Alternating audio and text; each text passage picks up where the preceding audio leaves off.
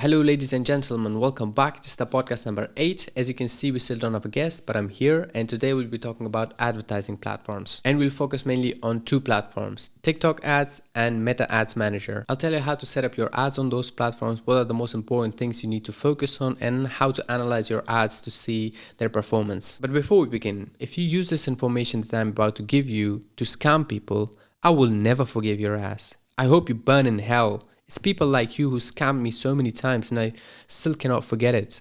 But anyways, let me give you a word of advice. Take it or leave it. Don't trade your honor for some money. There is no amount of money in this God's green earth that you can buy that will be worth your guilty conscience. Not even a McLaren P1. But anyway, I'm not your shrink, so you can do whatever you want. I don't think I can stop you. If I don't give you this information, somebody else is going to do it and you're going to scam anyway. So let's start with the good news. These platforms are made very easy to use. The people who made these were very ninja developers who I'm pretty sure were paid very handsomely to get as much advertisers in this platform as possible. This ad spend money is what makes Mark Zuckerberg a billionaire and a lot of his shareholders so much money, and the whole workers, it pays the salary of the workers in Meta platforms and in TikTok, and it also makes money for the advertisers through selling their products in these platforms. So it's win-win for both. Now let's talk about making an ad, and I'm going to make it very simple for you. The first thing you do is you make a campaign. What is a campaign?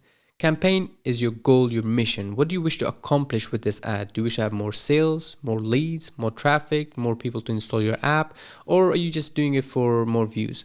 Basically, it tells the algorithm what this ad should be optimized for. Simple as that. It's basically your goal. What do you want to do with this ad? Next comes the ad sets. Ad sets tell you who you target to achieve that goal and how much you spend daily to target that goal. Very simple. With targeting, you choose people with specific interests in a specific age group, with a specific gender, in a specific geographical point. Meaning your ad will not perform well if you have a product for males and then you advertise for gender female. Or if it's something for young people and you advertise it for old people. Or it's something for boxing related, but then you target people with interests in golf. This plays a huge role. So let me give you an example. If you're selling boxing gloves, do you target people who have interest in basketball, who have interest in baseball, who have interest in swimming? Yes, if you're a and if you're not, you choose interests like boxing, kickboxing, Muay Thai, or figures like Floyd Mayweather, Mike Tyson, John Jones, Rotang, and so on. This way your ads will convert better. Here's a tip. Do not saturate one ad set with too many interests because it will not perform well and it fucks up the whole concept of targeting. The reason you can have many ad sets for one campaign is to see which targeted interest works the best for your ad. Now targeting genders. What gender do you have to target for this ad?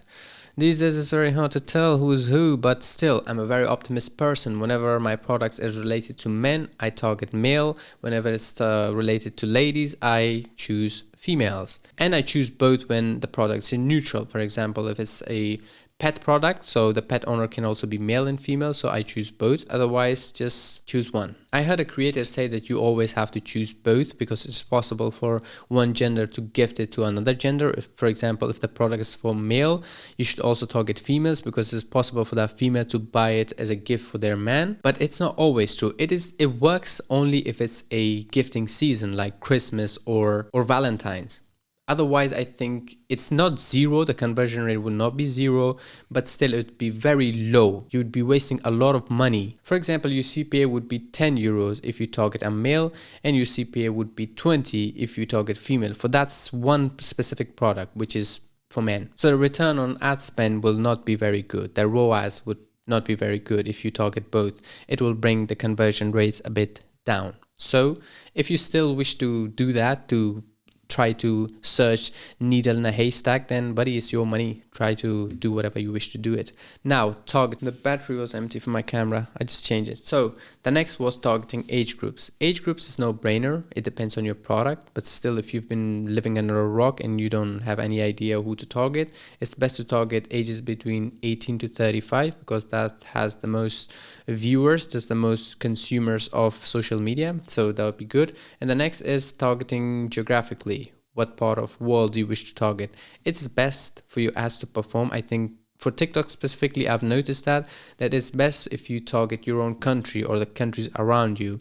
If you're in Europe, I'm in Europe, when I target America, it's the worst ads there is. It doesn't matter how good it performs here, it will not perform there, because it's something about TikTok. I don't know. This is how it is. But I think it's best if you target your own country and target the cities around you. If you're supplying the products yourself, if you do the packaging like me and send it to them, it's best to target your own country and specifically the states that you're in. Now, ad spending. How much money are you comfortable to pay per day for this ad? Now, this is very specific to you and your product. How much profit margin do you want? How much profit margin can your product realistically get? For example, if your product costs 50 euros, your production cost was 30 euros, now you're left with 20. How much of those 20 euros are you willing to spend on advertising, and the rest you get to keep home? There are people who spend 5 euros on advertising and the rest 15 euros they keep it as profit, or they spend 15 euros in advertising and they're comfortable with 5 euros. Do whatever you want. You can have a product that costs you 20 euros and you can sell it for 1000 euros and have 980 euros of profit. But you also have to be realistic, because if your product is good, that means you would also have competition. There will be other people selling the same product or similar product with very low profit margins, because they would want to have the customers, because this is a marketplace. It's a war. Everyone wants to get the customers, and they are willing to have a little lesser margin, but they want to have the sale, meaning they're very comfortable to sell a product and have 5 euros profit margin, then sell no products and have 0 profit margin. So you also have to be realistic. Now back to ad sets. Why do we need multiple ad sets? Why is it good to have multiple ad sets? There's no concrete rule that you have to have multiple ad sets, but I would recommend for you to have it. So you would target different interests or age groups, but mostly it's about interests.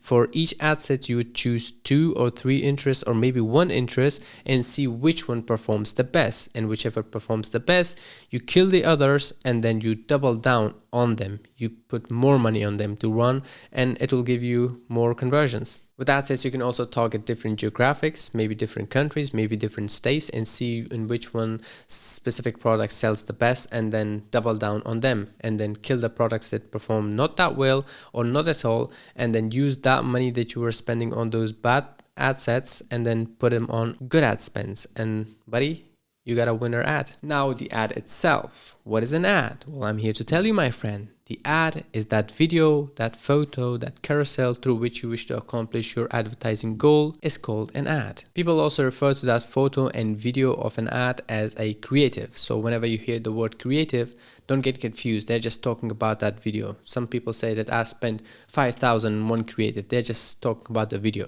So don't get confused. In these advertising platforms, the last section is also called an ad. So don't get confused. In that section of ad, you also choose your call to action. You also put your captions. You also put your link in where people click on and go to your website or wherever. An ad is also referred to a specific video, to a creative. So you can use both, so don't get confused. To make a good ad, a good creative, a good video, which is basically 3 different words for the same thing, you have to be good at videography. Now it's very hard for an image to convert as well as a video when it comes to advertising. It is the number one thing when it comes to advertising, when it comes to sales, when it comes to conversion of your ads, to have a very good creative. It doesn't matter how well you target your audience. It doesn't even matter how good your product is. If you cannot present it in a way that people would want to buy it, then everything else you learned, you spend your money, are fuck all. So spend as much time as you can on storytelling, videography, and presenting your products, or hire someone who can do this for you.